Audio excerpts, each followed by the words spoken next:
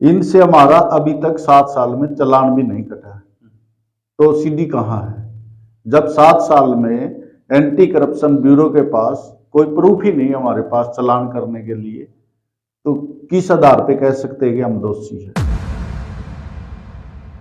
अगर पार्टी मुझे कहती आप लोकसभा लड़ो तो मैं भी लड़ने को तैयार हूँ। पार्टी मुझे कहेगी विधानसभा लड़ो, मैं लड़ने को तैयार हूँ, परंतु मेरी तैयारी उकलाना से है।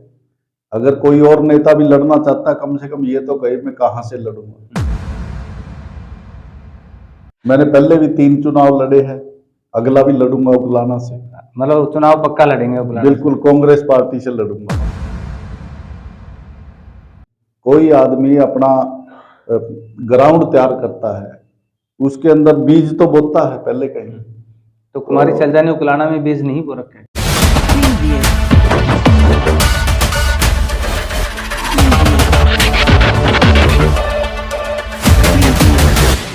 तो मुख्यमंत्री का अचानक से बदल देना?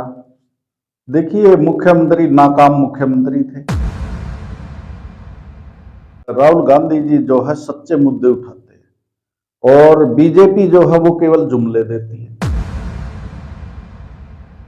कल सुना है कि चंडीगढ़ जो है सीएम हाउस में पूर्व मुख्यमंत्री मनोहर लाल खट्टर से आधा घंटा इनकी मुलाकात हुई। नरेश सेलवाल को लेकर के चर्चाएं हैं कि उनकी सीडी कांड को उजागर करके और उनकी रैली को कैंसिल करके कहीं न कहीं बीजेपी दबाव बनाकर अपने अंदर शामिल करना चाहती है।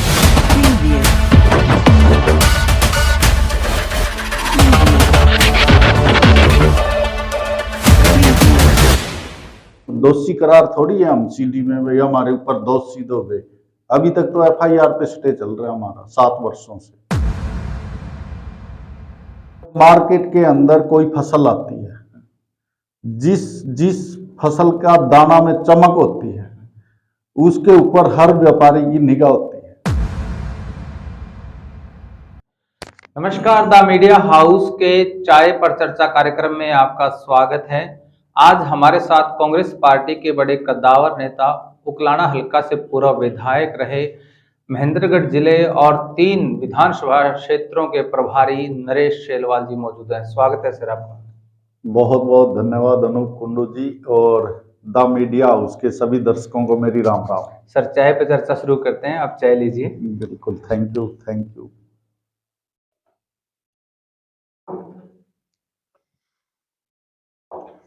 सेलवाल साहब, लोकसभा चुनाव की घोषणा किसी समय भी हो सकती है, क्या तैयारियां हैं कांग्रेस पार्टी की और किस प्रकार से आप लोग जुटे हुए हैं?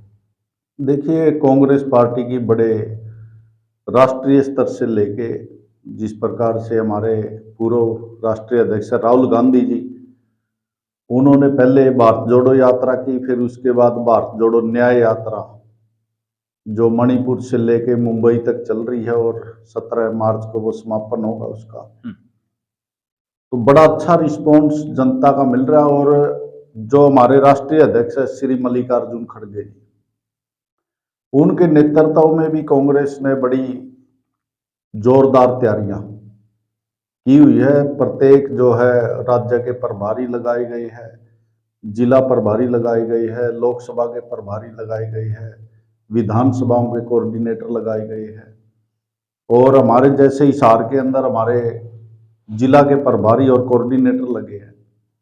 उन्होंने कांग्रेस पार्टी के सभी कार्यकर्ताओं को या जो चुनाव लड़ना चाहते हैं नेता, उनको बड़ी मजबूत जिम्मेवारी दी है। उन्होंने जो है बूथ सतर से लेके बूथ के ऊपर 10 से 30 आदमियों तक की कमेटी, उसके बाद एक जोन 8 से 10 बूथ का, उसके बाद एक सेक्टर लगभग 25 बूथ का, हमने वो सब बना के तैयार कर लिए है और सबसे संपर्क कर लिया है। पर हमने जो चुनाव के अंदर हमारे एजेंट बनेंगे पक्के, वो भी बना के हमने पूरा तैयार कर लिया। और घर घर कांग्रेस, हर घर कांग्रेस।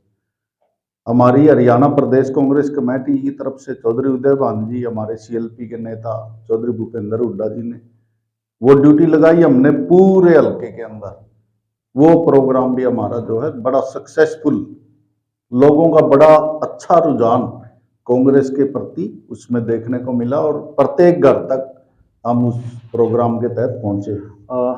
सेलवाल साहब, अगर बात करें लोकसभा में प्रत्याशियों की, जब कुमारी शैलजा से पूछा जाता है तो वो भी कहते हैं कि विधानसभा लड़ने की इच्छा है। उधर से अगर हुड्डा परिवार से बात आती है तो कहते हैं कि वहाँ राज्यसभा गए हुए हैं, इसलिए उनका भी विधानसभा। तो ऐसे में आपका क्या कहना है? ये 10 सूची आपके पास तैयार है कांग्रेस की? बिल्कुल, कांग्रेस के पास बड़े कद्दावर नेता है। प्रत्येक लोकसभा सीट के लिए हमारे पास कम से कम 3 से 4 लोगों का पैनल वो हाईकमान के पास गया हुआ है। बड़ी मजबूती के साथ, चाहे हमारे किसी भी नेता को जो है पार्टी टिकट दे के भेजती है, तो मैं समझता हूँ इस बार 10 की 10 सीटें जीतने में सक्षम है। तो हमारी शैलजा का बयान ये है कि मैं लोकसभा की बजाय विधानसभा ज्यादा लड़ना पसंद करूंगी, आप कैसे देखते हैं? देखिए, बड़े नेता है, लड़ सकते हैं, कोई बात नहीं। 17 रिजर्व सीटें हैं, कहीं से भी लड़े। 2 लोकसभा की रिजर्व सीटें हैं, कहीं से भी लड़े। लोकतंत्र में सबको लड़ने का नहीं, अधिकार। लोकसभा से तो वो मना करते हुए नजर आ रहे हैं। विधानसभा लड़ना चाहे विधानसभा लड़े, तो कोई आपको बात ये नहीं लगता कि लोकसभा से भागने जैसी स्थिति है? नहीं। देखिए, वो पार्टी हाईकमान का काम है। पार्टी जिस नेता को लड़ाएगी, अगर पार्टी मुझे कहती है आप लोकसभा लड़ो, तो मैं भी लड़ने को तैयार हूँ। पार्टी मुझे कहेगी विधानसभा लड़ो, मैं लड़ने को तैयार हूँ, परंतु मेरी तैयारी उकलाना से है। अगर कोई और नेता भी लड़ना चाहता है, कम से कम ये तो कहे मैं कहाँ से लड़ूंगा। कोई आदमी अपना ग्राउंड तैयार करता है, उसके अंदर बीज तो बोता है पहले कहीं। तो कुमारी शैलजा ने उकलाना में बीज नहीं बो रखा है क्या? वो तो उनसे करना ये सवाल आप। नहीं, वो दावा तो बार बार विधानसभा उकलाना की ओर इशारा करते हैं। करते होंगे, लेकिन मेरी तैयारी भी उकलाना से चल रही है, आपको पता है। मैंने पहले भी 3 चुनाव लड़े हैं, अगला भी लड़ूंगा उकलाना से। मतलब चुनाव पक्का लड़ेंगे उकलाना? बिल्कुल, कांग्रेस पार्टी से लड़ूंगा। कांग्रेस में बड़ा बहुत बड़ा। अभी कुछ दिन पहले राजनीतिक उथल पुथल हुई, तो जो गठबंधन था, जो फेविकोल की तरह मजबूत गठबंधन कहा जा रहा था, वो टूट गया। देखिए, ये गठबंधन जो था, ये स्वार्थ का गठबंधन था। हमारे नेता पहले भी, चौधरी भूपेंद्र हुड्डा जी ने भी इसके बारे में बोला, चौधरी उदयभान जी प्रदेश अध्यक्ष है, उन्होंने भी कई बार कहा, और हमारे युवा सांसद दीपेंद्र हुड्डा जी, उन्होंने बड़ी बड़ी हमारी जो रैलियां होती थी विपक्ष आपके समक्ष, या ग्रामीण क्षेत्र की जो जनसभाएं थी उनमें, अभी सिरसा में जब किसान रैली हुई थी, उसके अंदर भी बड़े मंच से दीपेंद्र हुड्डा जी ने कहा था कि ये लोगों को ठगने का ठग बंधन है, और अभी इनका एक जो है गठबंधन और होगा, वो होगा मतलब समझौता तोड़ने का। ये वोट काटू लोग है, ये वोट काटने के लिए कास्ट बेस की जो राजनीति करते हैं, उसके आधार पे वोट काटने के लिए ये मैदान में उतारे जाते हैं। तो मुख्यमंत्री का अचानक से बदल देना? देखिए, मुख्यमंत्री नाकाम मुख्यमंत्री थे। आपने देखा इसके समय में 3-4 बार आगजनी हुई, कभी सिरसा बाबा का कांड हुआ, कभी बरवाला वाले बाबा का कांड हुआ, फिर जो है जाट आरक्षण हुआ, उसके बाद जो है किसान आंदोलन हुआ। उसके बाद आप देखोगे कोई ऐसा वर्ग नहीं होगा जिस वर्ग में ने इस सरकार के खिलाफ, इस मुख्यमंत्री के खिलाफ आंदोलन ना किया हो। जब से मनोहर लाल जी मुख्यमंत्री बने, आंगनबाड़ी की महिलाएं जो वर्कर होती उन्होंने आंदोलन किया, हेल्थ की जो आशा वर्कर होती उन्होंने आंदोलन किया, ड्राइंग टीचर लगे हुए हटा दिए, कोर्ट ने सरकार पे छोड़ दिया, पीटीआई टीचर कोर्ट ने हटा दिए, उन्होंने भी सरकार के विवेक पे छोड़ दिया। लेकिन सरकार ने सोचा ये हुड्डा साहब के समय लगे हुए हैं, तो उनको घर का रास्ता दिखाने का काम किया। उन्होंने आंदोलन किया, उनके ऊपर लाठी डंडे चार्ज, व्यापारियों के दामी कम कर दी, समय पे नहीं मिली, ऑनलाइन कर दी। व्यापारियों ने गोहाना में आंदोलन किया, व्यापारियों के ऊपर लाठीचार्ज। जो सरपंच बने हमारे, सरपंचों की 2 लाख तक का ई टेंडरिंग के तहत काम कर दिया, सरपंचों ने उसका विरोध किया, उनके ऊपर लाठी डंडे चार्ज। हमारे जो है ओपीएस के कर्मचारियों ने ओपीएस की मांग की, उनके ऊपर लाठियां डंडे चलाने का काम किया। तो मैं समझता हूँ जब से मुख्यमंत्री मनोहर लाल जी बने हैं, इन्होंने लाठी डंडों से जो है सरकार, जनता को आंकने का काम किया सरकार ने, और इनसे जो है पूरा वर्ग, कोई भी वर्ग संतुष्ट नहीं था। जिस प्रकार से अब नायब सिंह सैनी को मुख्यमंत्री बनाया गया है, कहीं न कहीं आपको नहीं लगता कि जिस बीसी वोट पर राहुल गांधी से लेकर पूरी कांग्रेस बोल रही थी, उसको कहीं नहीं टारगेट किया गया है? देखिए, राहुल गांधी जी जो है सच्चे मुद्दे उठाते हैं, और बीजेपी जो है वो केवल जुमले देती है। चाहे 15 लाख का जुमला देखो, स्मार्ट सिटी का जुमला देखो, बुलेट ट्रेन का जुमला देखो, हवाई चप्पल पहनने वाला हवाई जहाज में उड़ेगा, 2022 तक किसानों की आमदनी दुगनी होगी, 2022 तक प्रत्येक गरीब आदमी को मकान मिलेगा, छत मिलेगी, लेकिन आज तक तो किसी को नहीं मिला। तो ये जो है इनकी कथनी और करनी में अंतर है। ओबीसी से जो है मुख्यमंत्री बदलने से इनको कोई फायदा नहीं होने वाला, क्योंकि ये जो है इनकी पॉलिसी है जाति और धर्म के ऊपर बांटनी। तो और कांग्रेस की जो पॉलिसी है वो 36 बिरादरी के लोगों को साथ लेकर चल रही है। अभी जो गठबंधन टूटा, दुष्यंत चौटाला ने पहली रैली हिसार में की और बीजेपी के खिलाफ भी मोर्चा खोला और प्रधानमंत्री को भी उन्होंने टारगेट किया।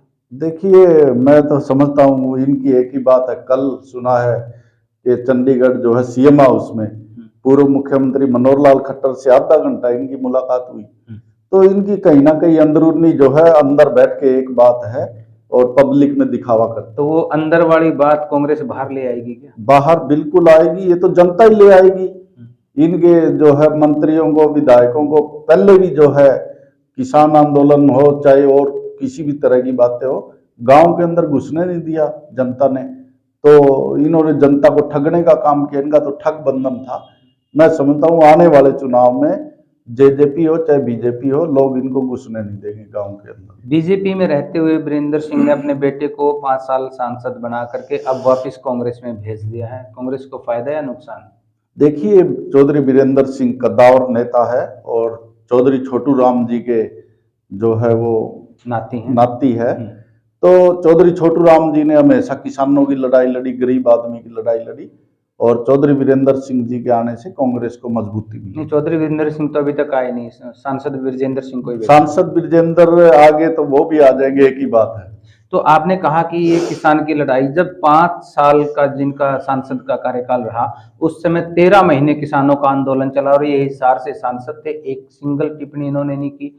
उस टाइम भी इस्तीफा दे सकते थे। देखिए, उस समय का तो आप उनसे क्वेश्चन करना। बाकी चौधरी वीरेंद्र सिंह जी ने समय समय पे किसानों की आवाज उठाई। उसको दबाव, मतलब दबाव की राजनीति भी कहा जा रहा है। जींद में रैली करके कहा कि गठबंधन टूटेगा तो मैं बीजेपी में रहूंगा, नहीं तो छोड़ दूंगा।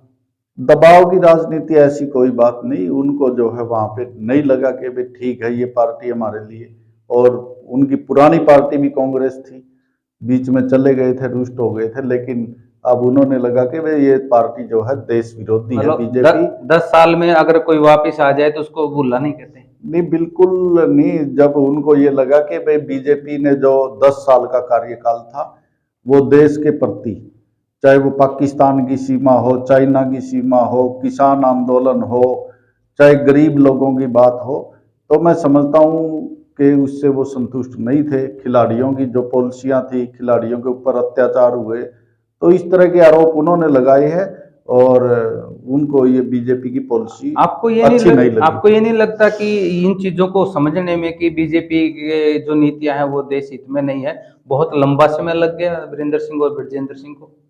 देखिए, वो तो वो जाने भी, अब आए हैं तो उनका स्वागत है। जी जी जी। लेकिन दुष्यंत चौटाला की मैं बात करूं तो उन्होंने अपनी जनसभा में एक बहुत अच्छा तंज कसा है। उन्होंने कहा कि जो ये कह रहे थे गठबंधन टूटेगा, गठबंधन टूटेगा, गठबंधन टूटने से 2 दिन पहले चले गए। अगर 2 दिन इंतजार कर लेते तो? देखिए, वो तो इंतजार की तो जो परमात्मा ने जिसकी किस्मत में लिखा है वही मिलेगा, भाग्य का लिखा कोई नहीं टाल सकता।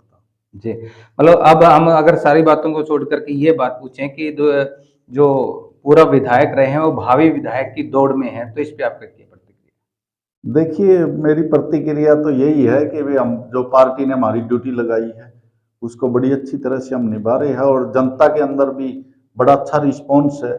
इस बार जब भी हम लोगों के बीच में जाते हैं तो लोग कहते हैं कि भाई इस बार जो है कांग्रेस को वोट देंगे और इस ये जो परिवर्तन जो जनता लाना चाहती है, और इस बार इस निकम्मी सरकार को बदल के जो है कांग्रेस की सरकार चौधरी भूपेंद्र हुड्डा जी के नेतृत्व में बनाना चाहती जनता।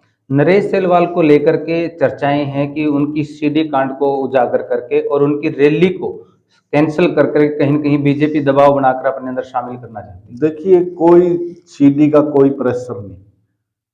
29 जनवरी 2016 को एफआईआर दर्ज हुई थी हमारे ऊपर, जो सीएलयू कांड की है। ना उसकी कोई फाइल, ना कोई उसकी ओरिजिनल सीडी। अगर ओरिजिनल सीडी होती, कोई फाइल होती, कोई फाइल नंबर होता, कोई सीएलयू का नंबर होता जो सरकार से डिस्पैच हुआ होता, तो अब नहीं हमें जेल में डाले हुए 7 साल हो जाते।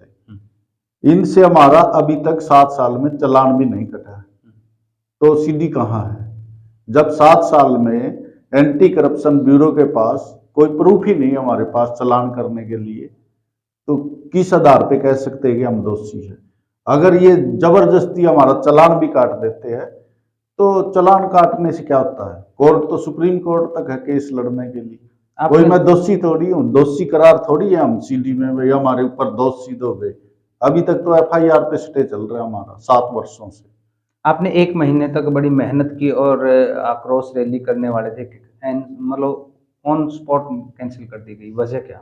वजह थी सरकार जो है वो घबराई हुई थी, डरी हुई थी, और जो जनता का जो सरकार के प्रति सरकार का जो था रुख जनता के प्रति वो संवेदनशील नहीं था। सरकार ने लाठी डंडों से जनता को आका, तो जनता में आक्रोश था, और इसीलिए कांग्रेस पार्टी ने 90 के 90 हलकों के अंदर जन आक्रोश रैलियां रखी, जिसके अंदर बहुत ज्यादा भारी संख्या में, मैं कहना चाहता हूँ 20,000 से ज्यादा इकट्ठे लोग होने थे यहाँ। तो उसी से घबरा कर डर कर सरकार ने हमारी परमिशन रद्द की। चर्चाएं बार बार यही आ रही है कि नरेश सेलवाल के लिए बीजेपी के दरवाजे भी खुले हैं, इनेलो के दरवाजे भी खुले हैं और दूसरी पार्टियां भी स्वागत करने के लिए तैयार हैं। देखिए, मैं तो ये कहना चाहता हूँ हमारा काम है मेहनत करना, और मैं कांग्रेस पार्टी के लिए मेहनत करता हूँ। जब मार्केट के अंदर कोई फसल आती है, जिस जिस फसल का दाना में चमक होती है, उसके ऊपर हर व्यापारी की निगाह होती है। इससे ज्यादा मैं और क्या कहूंगा। जी, ये थे हमारे साथ पूर्व विधायक नरेश सेलवाल, जिन्होंने स्पष्ट सा इशारा किया है और इन्होंने ये भी कहा है कि वो विधानसभा उकलाना से अपने चुनाव की पूरी तैयारी कर रहे हैं। फिर चाय पे चर्चा में किसी साथी के साथ मुलाकात होगी, तब तक दीजिए इजाजत। नमस्कार। नमस्कार।